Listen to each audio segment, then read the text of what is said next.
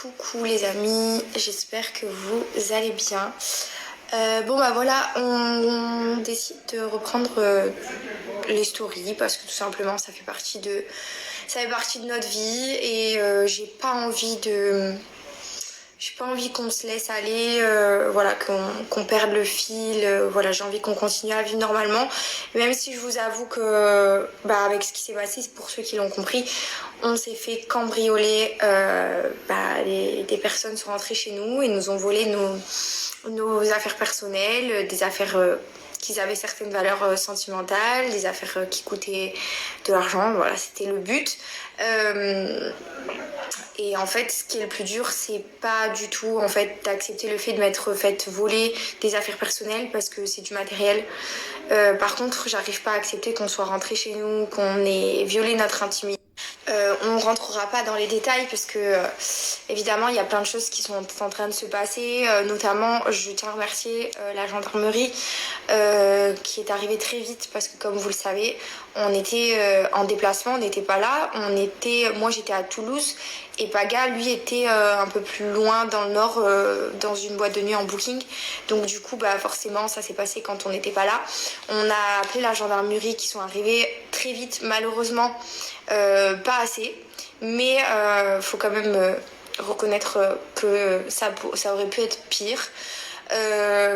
Voilà, c'est que du matériel, on n'était pas là.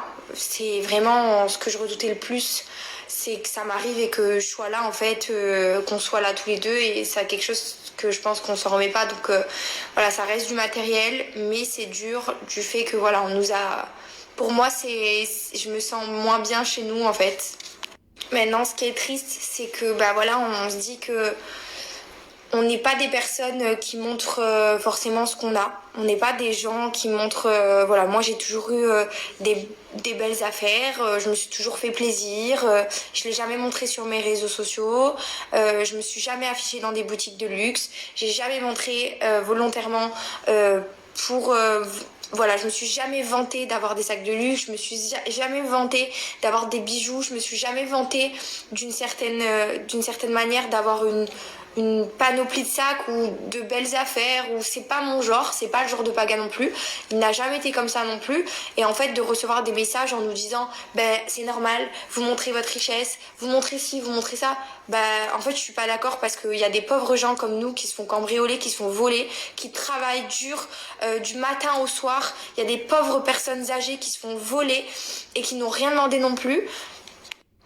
Voilà, faut arrêter de banaliser le vol, faut arrêter de banaliser la violence, le harcèlement, faut arrêter de banaliser le cambriolage chez les influenceurs au bout d'un moment, ou les gens connus, ou les personnalités publiques, parce qu'au bout d'un moment ça arrive à tout le monde. Le harcèlement se passe à l'école, les cambriolages ça arrive à tout monde, ça peut arriver même à vous, personnes qui m'écrivez ce genre de message, ça peut vous arriver, parce que ce n'est pas sous prétexte que nous avons qu'on a des choses de valeur qu'on mérite. Et en plus, même si demain on le montre, ce n'est pas une raison de se faire voler en fait. Il n'y a aucune excuse à ça, et je trouve que de recevoir ce genre de message, ça devrait même pas exister, parce que les personnes qui m'écrivent ça, sachez qu'il y a un karma et que ça peut arriver à n'importe qui. Il y a des gens, il y a des personnes âgées qui ont des bijoux de valeur qui existent depuis, qui sont dans leur famille depuis des années-lumière, et qui se les font voler et qui n'ont rien demandé, qui ne s'affichent pas. Donc au bout d'un moment, faut arrêter.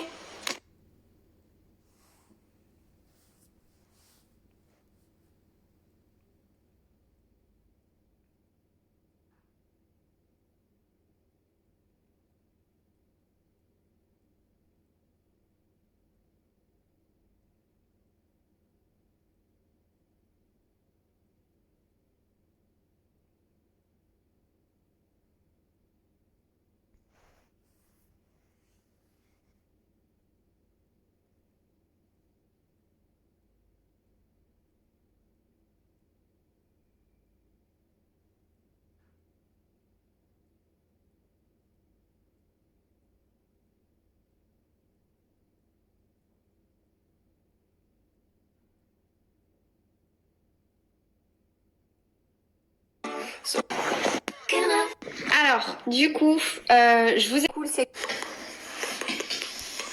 Je savais pas que tu faisais de la boxe. C'est très de la boxe. Qu'est-ce qu'il y a? C'est une petite coquine, celle-là. Il y a Dis-le que t'es une vraie coquine. Il y en a une autre qui débarque. L'autre, elle est partie. Ah non, elle revient. Elle est là, Brioche, elle est venue. Hein?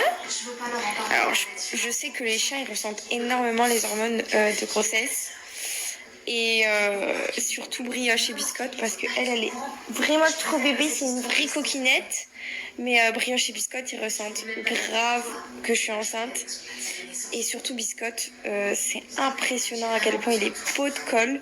Brioche, elle est de base aussi, mais Biscotte, c'est impressionnant. Je ne peux pas faire un pas, un mouvement sans qu'il essaye de me coller, me suivre, me regarder. Il veut tout le temps être sur moi.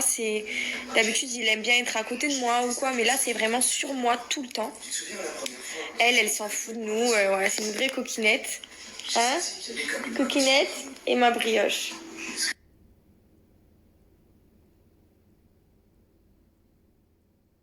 Bon, du coup, vous avez vu, bouton de fièvre. Je pense que c'est comme ça parce que ça cicatrise. Bon, en tout cas, vous voyez bien que je crois qu'il y en a un qui veut être en couple avec moi là.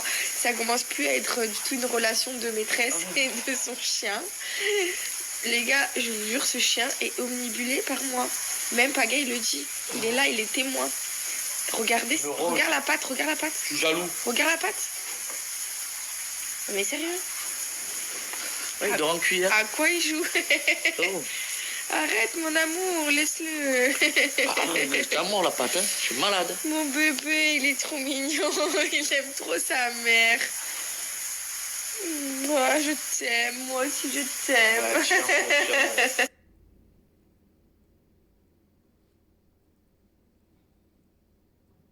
Bon, ça y est, on vient de finir le ménage. Pagaille, il s'est fait la cuisine et moi, je m'occupais du salon. Donc, il me manque par contre, regardez tous les cadeaux à emballer. Des petits cadeaux, des petits parfums, des petites boîtes qu'on a pris chez Passion Beauté. Il faut que je les emballe. Donc, du coup, voilà. Et j'ai ma petite gourde, parce que du coup, je m'hydrate bien. Parce qu'avec la sciatique, le dos, je vous dis pas.